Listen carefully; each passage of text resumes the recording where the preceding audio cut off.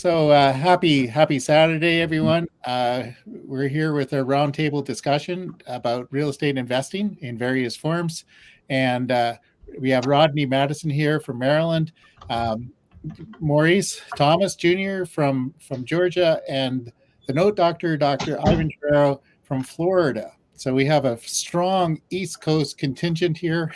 So- and we're going to, we've been talking about, last week we talked a little bit, and we will continue talking about some form of shared residencies or group home situations. And Maurice has both a charity and also a regular business related to this. So maybe you can explain what you're doing, Maurice. Sure thing, sure thing. So I um we have Touch by Glam Homes, Touch by Glam Charity. Those two married together lets us impact our community as it relates to the different groups that we service. At risk populations, could be populations returning from prison. It could be aged out foster care. It could be anyone leaving homes as it relates to sobriety and different things of that nature. So we have four of those, and we have, well, three of them are specific to certain demographics. The one that we have, that one is more so towards the general population. People who have either bad credit or people who have like records, or a combination of both. So, those two, the business itself married with the charity, lets us, give back to the community. And not only that, give people a second chance to, you know, get reintegrated back into society there. But as it relates to, like specific demographics and different things of that nature, um, we have different tiers as it relates to like how things are paid. So you can either get paid through the state, um, or you can actually have private pay, especially when you're using where you're getting those benefits from the state. It could be very, very lucrative, but it is more like you need to be more involved in the business. If you know anything about myself or anyone that's at the round table, we really like the mailbox money. So I like the ones where everyone kind of just pays on time. However, it is times where it may be disconnect, like from someone, Social Security benefits or something of that nature has changed, or it impacts their banking, as it relates to them. Um, they may have issues with their banking that may prevent payments. But for the most part, um, the funding itself, like if you're getting paid through the state, I'll let individuals kind of like look it up as it relates to their state and their county, as it relates to the different types of homes. Like I said, even when it comes to assisted living, like I don't have any assisted living homes there. However, those they can pay a pretty good penny, but again, you need to have a well developed staff. And you need to make sure that you are in a position where you understand the treatments that the individuals need. You can always hire or kind of outsource those services that individuals may need. However, again, if you're just getting started, you should probably start off with just casting the net and see what demographic that you need to support the most there. So hopefully I answered that question. I know it's all over the place. Maurice, I got a question for you. How Sure do thing. people find you and the services that you provide? Because you mentioned if they're coming out of prison, do you have any relationships with them? If you said aged out of Foster care. foster care, Mhm. do you have a relationship with them? How are they finding that you can help them out during that transition? That's a great question. So Nadia, this is like Nadia's baby, and Nadia is my wife. And more specific, as it relates to our job duties, like I find the real estate, and she actually does the operational piece. And the reason why I say operational piece, she kind of reached out to United Way, Okay. started there, and started with the conversations. Went through the process of getting listed with 211. So we always are getting calls. more specific, the calls are coming from the local agencies in Atlanta. And like we don't service Atlanta, but I actually belong to a group of um, investors, coupled with a mentor that I have as well in the space. Um, and we kind of delegate them to each other. So we kind of use each other. Like we'll reach out and say, hey, can you take this woman? She actually has a child. Or could you take, mainly for me, like I'm turning away women right now because we don't have a house for women and we don't do co-ed. So I'm mainly turning away from women. But to answer your question, Rodney, Nadia has partnered with United Way. She has relationships with the Salvation Army in Griffin, Georgia. That coupled with like the urban leagues, and she actually joined the Chamber of Commerce as well. So people know of her and people know where to actually find her as well. So 844 say glam. If you can remember that number, it's 844 say glam is her contact number. And then even like myself, I support her as well. So I may take a call. The website itself, Greg has been working very, very hard and updating the website itself. If you want to donate or if you want to volunteer or anything of that nature, you could visit touchbyglamhomes.com. Or if you're looking to see what kind of services that we provide, kind of like what Rodney asked there, you can go visit Touch by Glam Residency. And either of those you can actually find our contact information, meaning emails there. And you can also maybe book a call, just kind of pick our brains, anything of that nature. But 844 say glam, you can definitely reach either her or myself at that contact number. Yeah. I should bring up that we haven't actually connected the domains to the new sites yet, but if you go to the old one, that has the same information on it. It's just going to change its look and a few things on it. Yes, great question, Rodney. So Ivan, you said you heard you were talking to somebody else about a similar kind of plan for sober living related to this. So do you have a question, or what did you learn about it? So what I learned about is that, like Maurice said, that there are government agencies that help out in some way or some form people that have either aged out of foster care, or people that are part of they've been released from prison. They have good standing, I guess, a good standing in the prison system, and they're released out into I guess what might be called a return to society program. I know that there is a ministry called Prison Fellowship that works with individuals nationwide that helps them reintegrate into society, and they connect with local employers who are willing to hire these individuals. And I guess the most famous one that I heard of was Famous Dave's. Famous Dave's, he has a bread line. Well, actually, he sold it to a company, but they maintain his original recipe and standards. Famous Dave was his family was in the bakery business, and he went out by the wayside when he was in the prison. He decided to reincorporate himself into the family business, and he built the family business. Now it's nationwide. So we can buy it in Canada even. Yeah. Oh, so you guys are lucky up in Canada, huh? Yeah. Mm-hmm. Yeah. So I think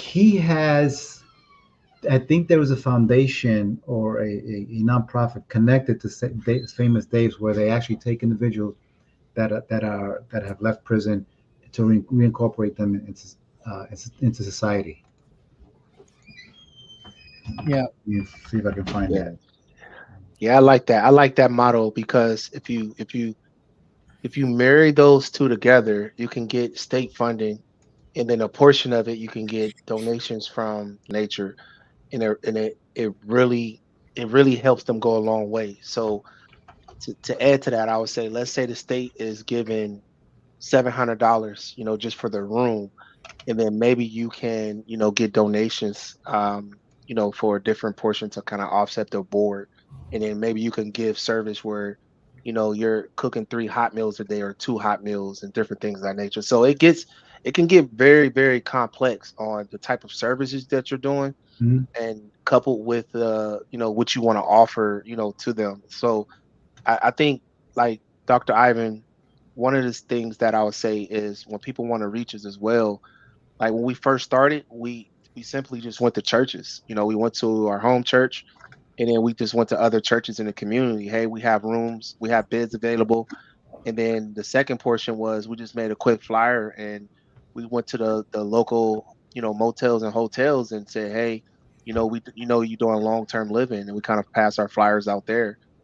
But again, that demographic is more so like we didn't cast a net and pick a certain demographic first. But like you saying, Dr. Ivan, that model that he has is very lucrative, man. But Yeah. you got to make sure your processes and systems are Right. like tight. Yeah. Anything with the state involved, you got to make sure your Yeah. process is tight.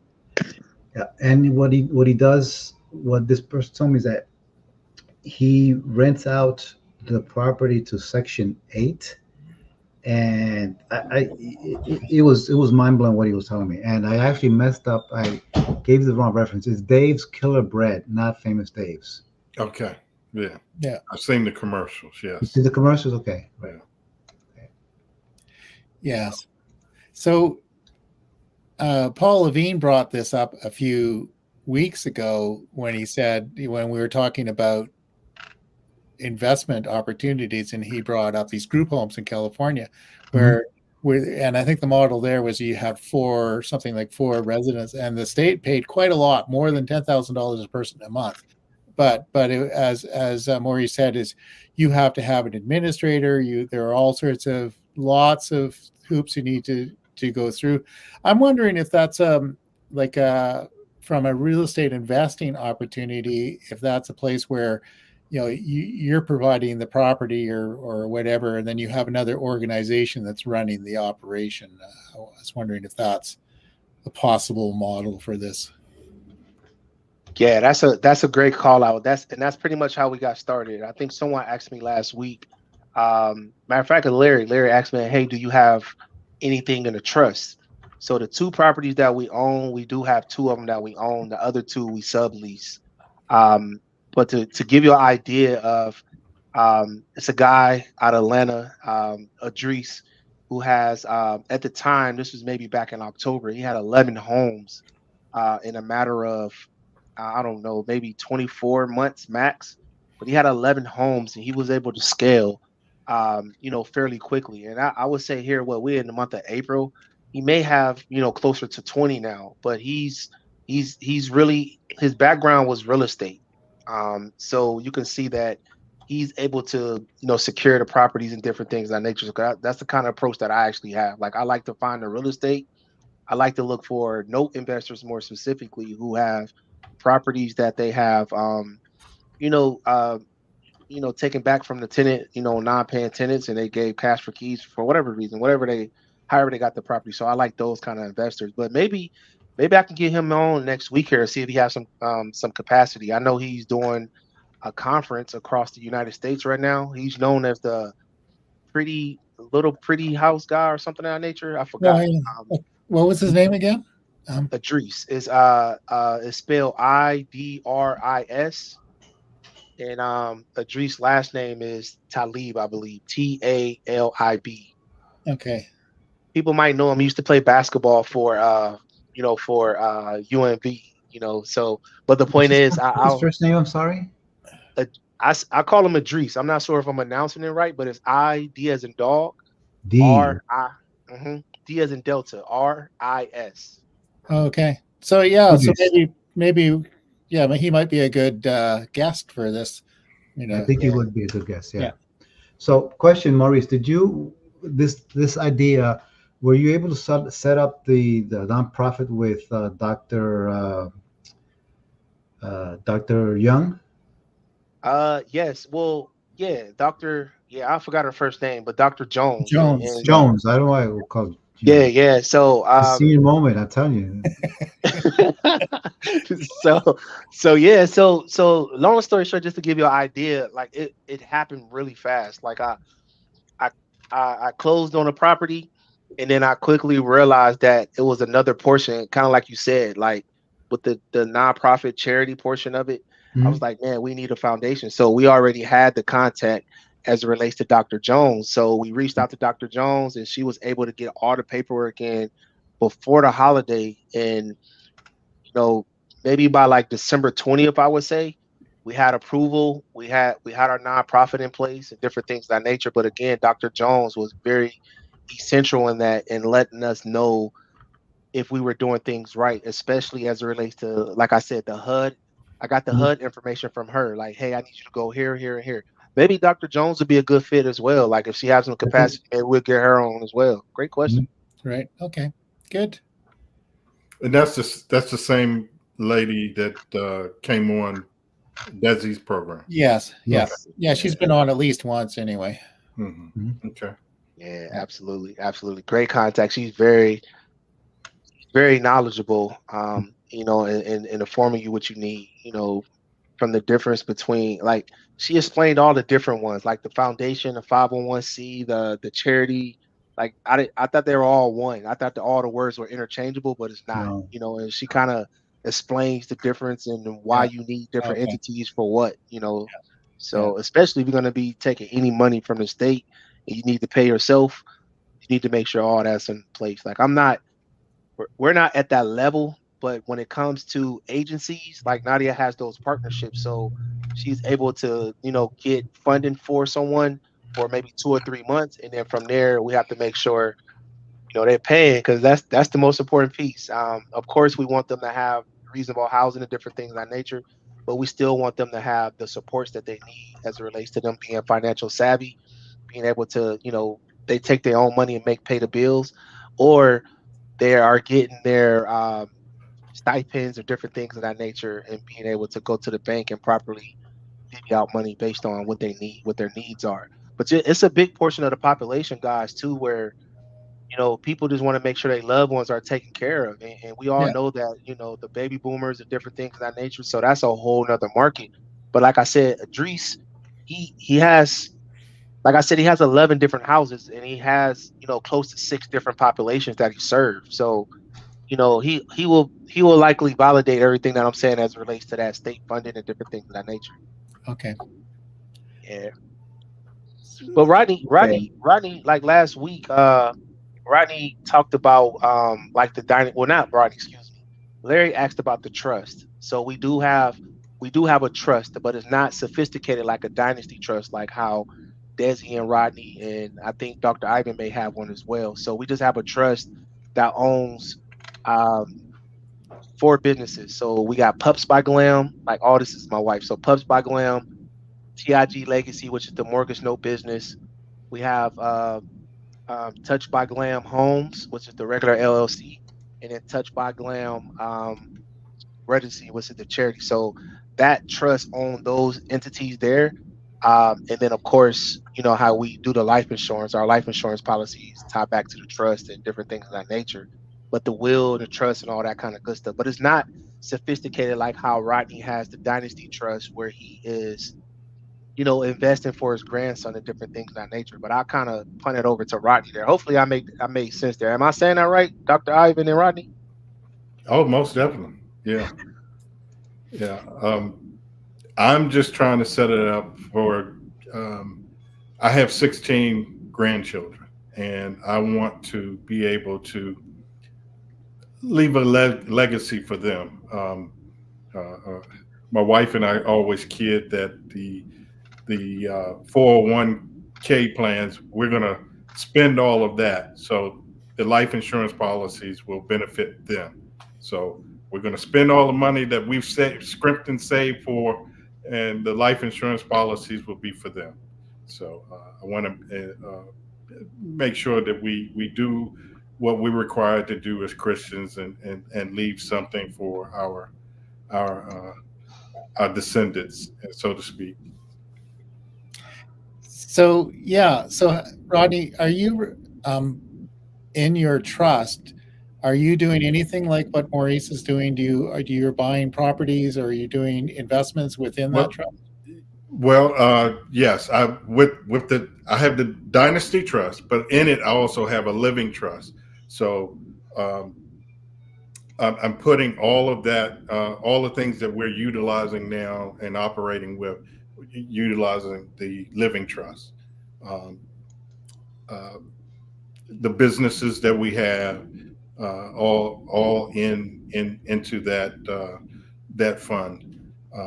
I'm using, I guess you call it, the infinite banking concept with the life insurance policies.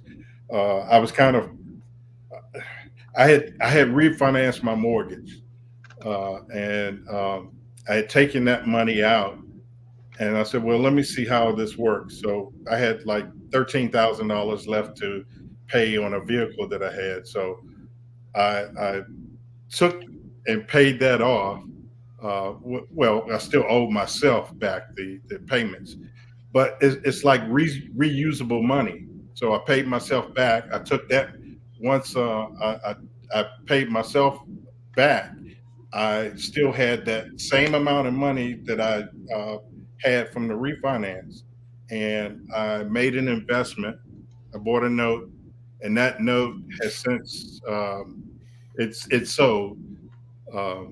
The bar refinance.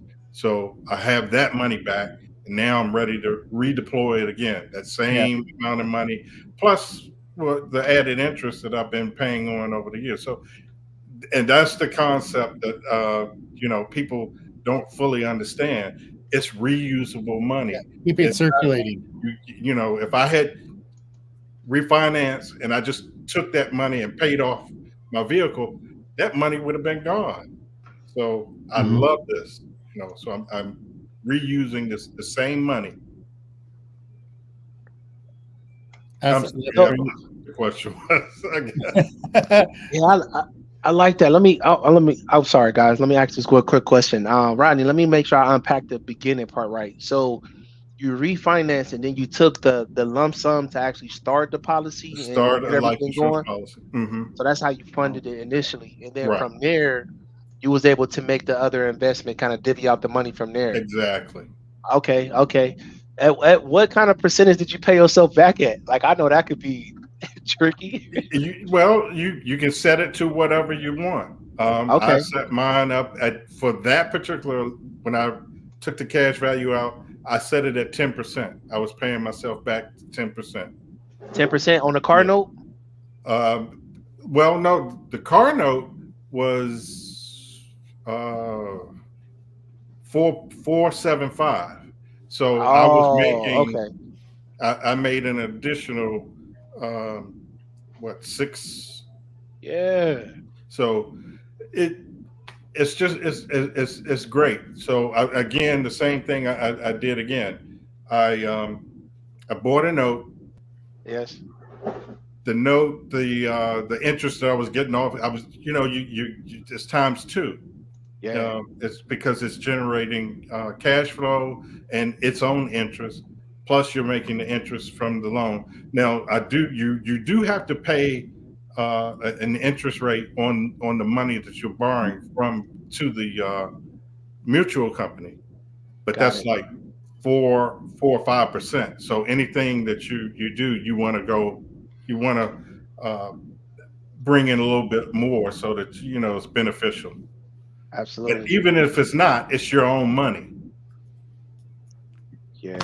yes. So Yeah. You're the bank, right? you're the bank, Hmm.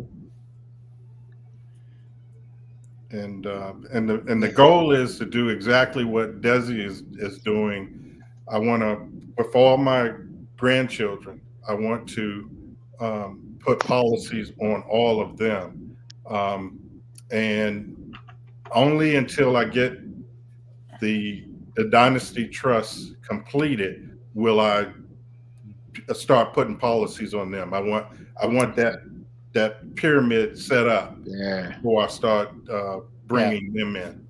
And that trust will serve their children, your grandchildren, and great Exactly. grandchildren. It just provide a sound basis financially for many generations. Yeah. Very nice. Yeah, you made me think of something here, Rodney. I'm thinking so I have a 529 plan through the state of Georgia, and I basically want to convert it, and do something like this. I think that'll be the easiest way. That way I can invest in other vehicles like mortgage notes, like with the funds versus it only being available for school funding and academic related activities for their 529 plans. But yeah, Exactly. I don't know. Maybe I'm Larry going to can do help us. basically the same thing. I have two 401ks. One I'm not Mhm. going to touch. The other one, it has a significant amount of money that I'm going to be able to buy all the different policies I want on my grandchildren. But then, Mm. utilize the cash value from Right. that to make it available for them. If they so choose to uh, need to start a business or buy a new vehicle, it'll be there for them. But it's also there for me to use as an investment vehicle for other notes that I come across. Absolutely.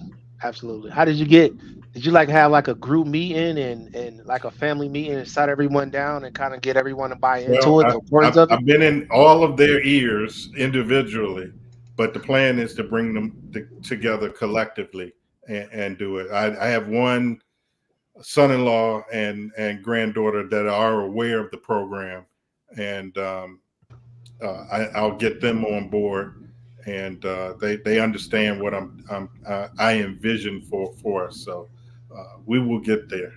Yeah. So the great thing about that is one of the challenges in many places is how's the younger generation going to afford to buy a house, right? So Exactly. yeah, so if you've got it set up, so then it they don't have to qualify from for a loan from a bank. They need to qualify for a loan through the family trust, right? So Yeah, uh, the biggest challenge I've gotten already from them is, oh wow, and some of them think that they don't have to pay it back, and I'm like, you have to pay it back. yeah, That's so. yeah, it's just, yeah, if you don't pay it back, well, I have a cousin who had a bunch of properties, and he was actually pretty good at evicting people. And we were having a lunch with his sister, and anyway, one of the daughters was hiding in the back room because they were supposed to find a place to live, and they weren't moving to get a place to live because their mother had sold the house, and Marty says, yeah, just let me know. I'll have them out by next week. So, Yeah, yeah. That's the challenge that I have because they have heard certain things. Well, and if you borrow from and you don't have to pay it back. Well, it doesn't work. The big concept of it all doesn't work if you don't pay it back. So yeah, uh, I that's, I that's what I they have have. benefited from that from an uncle who loaned me a lot of money, and it took me a long time to actually pay it back, but I paid it back. But it allowed me to get into a home where I wouldn't have been able to, really. So, Exactly. That's the doors we want to try to open. yeah. Absolutely. Rodney, you making me think about the importance of a constitution, when they sit down and build. I'm working on that now. Oh, nice, nice. Very Yeah, nice.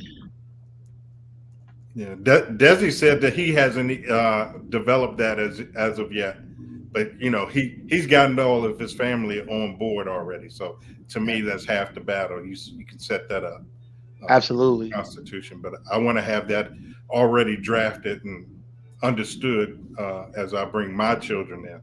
My children Absolutely. are different. Absolutely, absolutely. I was thinking about that from a standpoint of I have a blended family and they all are at different ages. So, I would want to maybe have like a clause where they can't sue each other. If they start suing each other, they can't have access to the funds. Yeah, Um, Never mind. I was gonna say something else, but I don't want to do that on live there as it relates to like things I that come to understand. mind there. I So understand. yeah, Yeah. I have a lot of things in there, especially things like values built from the Bible and different things of that nature. So let's just say that. Okay. Say that. Yeah, because we live in a victim society. I don't want no one to take anything out of context. Like, yeah, I'll say that. But Okay. yeah. But So that I'll probably this is my last one, guys. I know you're like, man, Maurice is talking today. No, I you just can you had can like you can speak all you want. I'm fascinated by what you're doing. It after speaking with my friend yesterday, it made me wonder what are the opportunities here in my area for a sober living. And apparently there's a group that does that. They buy homes or they lease out the homes and place people in those homes. So yes, yes. If you can, and it kind of goes back to I think Rodney asked around the charity portion. So it's just either it depends. If you lease it through your charity, of course, or excuse me, you can buy the homes through your charity. I know you guys are probably heard of it before. And you can ask Dr. Jones when she comes on Okay. how she has different investors, especially in California. She has a group of women that she work with in California where they buy homes more specific through their charity. They go bid on them. And like I don't know if you guys noticed that even if you was to go to the doorsteps, not the doorsteps, but if you go to the county steps and you bid, if someone with a charity comes in and make $1 over, like they'll get first dibs. So that's something that like she's teaching and doing. But the reason why I say that is I'm gonna go back to the original one. So like when you're leasing a property, you're gonna lease it to your business. I mean everyone probably knows that, but if not, you would lease that property to your business, and you want to make sure that when you get those, when you get a home under contract, you want to lease a 2 or 3 year agreement. That way you won't get everything cash flowing in a 12 to 18 months. Let's just say let's say you get the house full at 1 year. Like you don't want to have to sign another lease where someone is saying, because they figure out, like, if we being honest with you, most savvy investors figure out how much money you make per bid. Then they would try to raise it and different things of that nature. So if you can lock in a lease, $18 to $2,000, you always want to look for something that's a 4 bedroom, 2 bathroom minimum. That way they can have a private room with a shared bathroom. And then anything bigger than that, you can also have a tier model where you have a private bathroom with a private entry with a private room. So it gets really let's just look at the studio apartments in your area, and you can have that as one room, just one room. And if the mortgage is 1,800, or if you're subleasing it for 1,800 to $2,000, again, like having just 4 people in there is cash flowing. But man, it's a wonderful business. Now if I can get 4 more properties, y'all won't see me on social media no more. I promise you. Like you won't have no trace of me. Like where's Maurice at? I promise you. I just need about, if I get 4, that's ideal. That's a sweet spot. And it's kind of like what Desi teach us. If you can buy a note every 60 days, what's the criteria, guys? Like 60 is because it can't do it every 30 days, because then it becomes almost I forgot what it's called. It's not related to securities, but it's a specific thing that the lawyer from Florida taught us, a few years ago. I gotta look at my notes. But my point is, if I can get about 4 is the sweet spot. Like I'll be able to kind of just comfortably go on about my way, and then on the back end behind closed door get some of those mortgage notes. Yeah, well, that's where maybe Larry Hoffman will be back in. I don't think he would. What he's Somebody asked him, says, "How many notes did you buy this week?" So, yeah, no, this is great. So actually, I think this is almost an opportunity. Is anybody listening has got an appropriate house? contact Maurice, because you're looking for a place, right? Places and opportunities.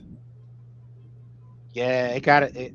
I'll share my criteria next week, and I'll just give you a baseline. If it's anywhere between, if it has access to a train, if it has access to a bus, MARTA system, whatever it may be, subway. You want it to be ideal for that. That way, individuals can commute comfortably into their different programs that they need to go to, work, and so on. Another thing is, making sure that's not near a school, making sure it's not near anywhere where um, a certain demographic won't be able to, be into that home. And then again, the last thing I would say is just making sure the home itself. it's in good condition. Because when you get under contract, you don't want to take care of no fees or bills anything more than 500. That's kind of like what we put in our clause. Like we'll take care of everything less than 500, but the roof is yours, the HVAC, anything major, that's yours. Yeah. Oh wow. Okay. Yeah, you want to make sure they take care of that, and you kind of want to mention that. I want to say mention it last because sometimes it can be a deal breaker. But for Yeah. myself, and it's something I've been talking to Greg about, I probably want to make sure that I do another like landing page where you know, people who have investment properties or different things of that nature, they can go and learn more about our mission and what our goals are as we begin to scale. Yeah. I know, yeah, I'll just say that. Like, maybe I get a landing page where people can know and see exactly what the mission and what the goal is, of Touched by Glam Homes. And Yeah. if Nadia was here, you can hear her touch a little bit more on it because she's truly passionate about it. With not saying I'm not passionate about it, but again, I'm more so. I love notes. I love the notes. So the other thing that Maurice and I have been talking about is creating a course, a program to teach the model with all those things about the criteria for the houses, all the ins and outs, so people know what they're going into that investment with their eyes wide open. They know what they're getting involved with. So that's something down the road we're going to put together, collaborate on a course for that. Oh yeah, I have a horror story about a property that I got under contract in December of 2023, Yeah. and Nadia wasn't able to go view the property until the last weekend, January, early February, and we already had sent our payment for that month, and the house wasn't ready. Carpet was filthy, different things of that nature, y'all. It was a big lesson, and the reason why I say that is having boots on the ground is mission critical. Kind of going back to what Dr. Ivan is saying. I totally undermined it. I was taking their word. We had some beautiful pictures of the property, and man, and mind you guys, they were leaving all the major appliances. They were leaving dishes. So all we had to do was go in and put queen size beds in every room, and then maybe put a couch in the basement. So we wasn't coming out of pocket like out of much. So, but yeah, the house wasn't Yeah. ready. It wasn't clean or different things of No. that nature. So yeah, that was horrible. Yeah, VRBO is running a series of television ads along those themes, right? You sign up to go, and it's just a total disaster. You're living in a chicken coop with the chickens or something, So something like that. You got this house. They're telling you it's in good shape, and when you go see it, it's not, and not what you're expecting. And Yeah. like Bonnie had a rental home one time, and in theory there was a realtor keeping an eye on it, but he wasn't, and it was more or less completely destroyed. But Oh wow. yeah. So anyway, yeah. So there are a few But cautionary tales available. Maurice, you did turn the tables. You made it look like the brochures and the pictures that you saw, right? You got it prepped and ready. Absolutely, absolutely. You know what my worst fear is? Like a squatter or something. Because sometimes you can get a house under contract, and then we still it's only Nadia and I right now. We do have a couple other people out of Ohio, but if the house not in Ohio, like we will have to go down, fly down, and the worst case thing you want to happen is, man, I didn't know squatter rights was a big thing, y'all. Like if somebody Yeah. get in there and they change those locks, oh my, that's my worst fear. I republished an article that I came across that touched on that. Yeah, it was like a nightmare. Yeah. Something that you don't want to. You ever come across that, Dr. Ivan, yourself? I haven't had that experience with a squatter, so I've been very fortunate. Yeah, and I understand they have some serious rights if they do that. And it's that is the issue that's been going on it's been highlighted for since the year started. But here in Florida, the governor signed the law that basically squashes their rights. In most states, that if someone moves into a house that's not occupied and the owner doesn't do anything for 30 days, they have a right to live there, which is crazy because let's say it's an abandoned. Let's say you had a renter and it took you couldn't renovate the house within 30 days. Someone sees that place, they Right. change the locks, and you try to remove them. you know, they have more rights than you. You know, you're stuck with the mortgage. Right. Trying to give cash for keys and here. Mhm. Oh man. I I I watched the whole YouTube series on one, and it's real big here in Atlanta. Like, it's a lot of Mhm. luxury homes and different things of that nature. And a lot of these people buy these homes and they're not there for some time. And man, when they get access to these homes, it's hard for them to get them out. It's hard. It's Yep. very challenging. You can call the police and they'll show up, say, "Hey, we can't do nothing, but we here just in case something happens." And That yeah, happened in New York. There's a couple of famous cases where uh, recently they tried to actually the homeowner went in, changed the locks, if I believe, and Yes, then that's they the called, they, article no, they that I called the saw. police. They called the police, and the police said, "No, we can't do anything. They have a right to be here." Yeah. Crazy. oh man, have a right to be there. Oh man, so that's another thing too, Doctor Ivan. Like when and Rodney and Greg, when we do our contracts, they don't sign as like tenants. They're signed as I'm leasing a bed, if that makes sense. So we Yeah. got verbiage in there, a clause, and even in the state of Georgia, we don't have to follow the traditional eviction process, which is like close to 30 days. Like we can get people out in 3 days or so. And I told Greg, today I actually just did my first. Today was my first time giving someone an eviction letter itself. So even with that process, it's not, it's nothing formal out there. So our goal is to say, let's say we get this individual to Monday midnight. We'll take their belongings, put it into some Tupperware, not Tupperware, but those big old tubs and different things of that Big old nature. trucks. Yep. Yeah, and our goal was to keep it for 30 days. So we'll keep their belongings 30 days. And after that 30 days elapse, we'll donate it to the Goodwill or something of that nature if they don't want to come get it. So it's not like we putting their stuff out on the ground or yard or anything of that nature. We will definitely go house it, and hopefully we can collect some money on the back end, as relates to, hey, I want to get my belongings, and like we're not gonna hold it for hostage or anything, but hey, man, can you at least take care of the storage? If not, we'll give them their belongings and go on. It's a separation. So I don't know. Maybe you guys have some ideas, or maybe Maurice, have you tried this or thought of this? I'm always open for that. So it's nothing formal, but that's our thoughts. That's how Nadia and I are looking to proceed with that.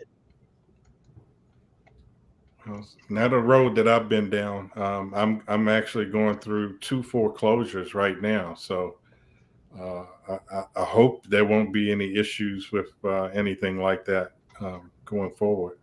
Ooh, Rodney. So are you planning to hold the property when you get it, or are you looking to find a local realtor and just unload it and get your money I, back?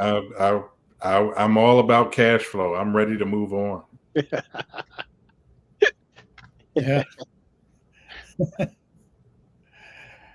There we go. I was just about to say you're making mortgage note investing sound really good at the moment. Yeah. Yeah. Yeah.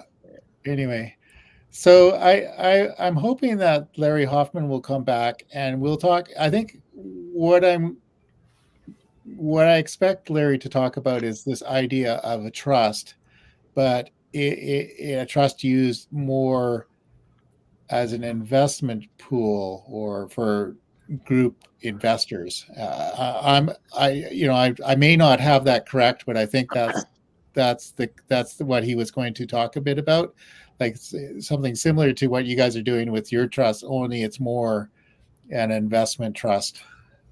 Yeah, I think he's doing something like a land trust, right? Is it? Land trust, yeah. Yeah. So, Yeah, I'm looking forward to hearing that and how he yeah. uses those vehicles to shelter himself, and not only that, to shelter himself, but making sure that anyone that he does business with, if something was to happen to them, they ensure that they continue to get paid or whatever it Yeah. may be. So Yeah. I'm so looking forward to that structure. Definitely looking forward to it. Okay. No, that'll Right. be fun. And I think we've entertained and horrified our client or our guests enough for now. So no, I think it's really good. I really Maurice, you and I are going to talk a bit more about this teaching how to set up these, and we, in a more safe, and all those considerations we've been talking about. And we're going to probably resume getting the domain set up for the new websites today. So Absolutely. My action item is I'll reach out to Dr. Jones and see what her availability is, and I'll reach out to Idris as well to actually see what their availability is, and maybe we can, get them on as well. Yeah. If they're interested, we'll add them to the LinkedIn group and grow the party. So absolutely. Good. Any last comments, Dr. Ivan? No, I don't have anything. Do you have any offers for investors at this point? We're offering notes for sale at 8% yield, and anybody that wants to invest passively, we have a whole bunch of notes for sale in Arkansas. In Arkansas, okay, Mm-hmm. Great. Rodney, do you have anything? I don't have anything concrete right now. I'm looking. I will be looking to purchase some notes probably next month. Okay. Do you have a source of notes, or you're inviting people to offer notes? I'll be looking for any opportunity that other investors may have, or any other pool of notes that I've come across myself. So. And I know there's some really good notes in Arkansas available. Well, Dr. Ivan, you didn't just sold one of my notes from Arkansas. So Yeah. Dr. Ivan, you didn't give your contact information so people can reach out and inquire about the notes. Oh, okay. Well, thank you for that. It is www.thenotedoctor.com. And there's a Calendly link on there, and call me and we'll discuss notes. There we go. There we have a call. call. Oh, Alden. Okay. Yep, Alden. Yes. Yeah, I have a note with Alden and his dad, so it's going quite well. Good. 14% interest return. So. Okay. Is that the guys from Mobile Win or Win Mobile? Yes. Win Mobile Win Homes. Mobile Homes. Yes. Yep. Oh yeah. Okay. Yep. Okay. I know I recognize the name. They are the ones that we aspire to be in the near future. Yeah. So there we go. Mm-hmm. So maybe Alden, maybe you'd want to come in and describe what you're doing here sometime for one of these Saturday sessions. That'd be nice. Mobile mailbox money. There we go. That's right, and it works. Mm-hmm. I love it. Anyway, it's anyway, he says, Alden says, yeah. So there we go. Okay, great. I've got to run. Got another meeting to attend to. Thanks, guys. It's been fun, and we'll see you next week. Always, Dr. Ivan. All right. Take care, guys. All right. We'll see you next week. All right. I got to run too. I stayed longer than what I thought I would, but it was getting good. So. Yeah. No, thank you. Thanks, Rodney. That's fabulous. Right. Yeah, Maurice, we need to talk. Absolutely. I'll get some time on your calendar, or I'll send you a text. All right, sir. Sir Greg, thank you. Okay. Thank you. Talk to you later. Adios. Happy Saturday, everyone.